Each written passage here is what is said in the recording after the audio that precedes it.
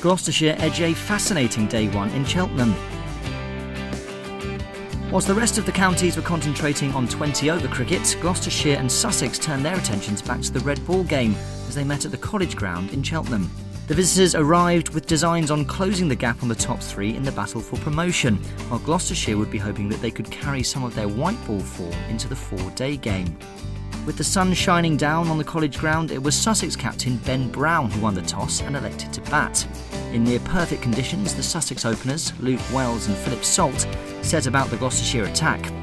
Salt was the more aggressive of the pair, bringing up his 50 off just 45 deliveries. The pair put on 74 for the first wickets before Gloucestershire made the breakthrough, Miles removing Wells for 17 in the 21st over. Miles struck again in his next over to remove Salt for 57, before then having a dangerous Luke Wright caught by Bracey for 9 to leave Sussex 90 for 3. The home side had their tails up, and when Noema Barnett trapped Burgess LBW, Sussex were in real trouble at 97 for 4.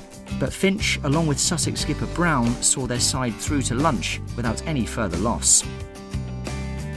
So, after a bright start for Sussex, it was the home side that went into the lunch break the happier, thanks in no small part to Craig Miles and his 3 wickets.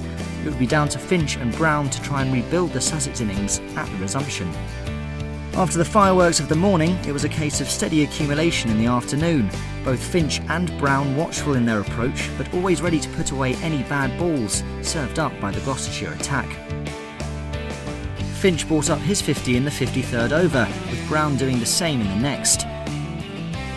Finch brought up the 100 partnership with a boundary off Miles as he looked to accelerate the run rate.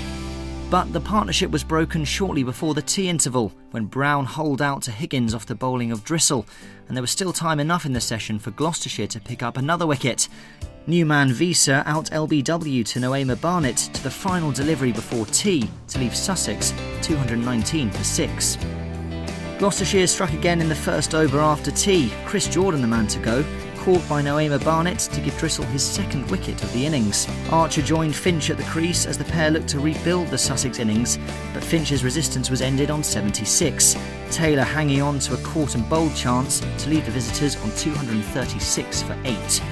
Archer and Robinson combined to put on 35 for the 9th wicket before Miles returned to the attack to remove Archer and claim his 4th wicket, and the Sussex innings was ended when Payne had last man Briggs trapped LBW.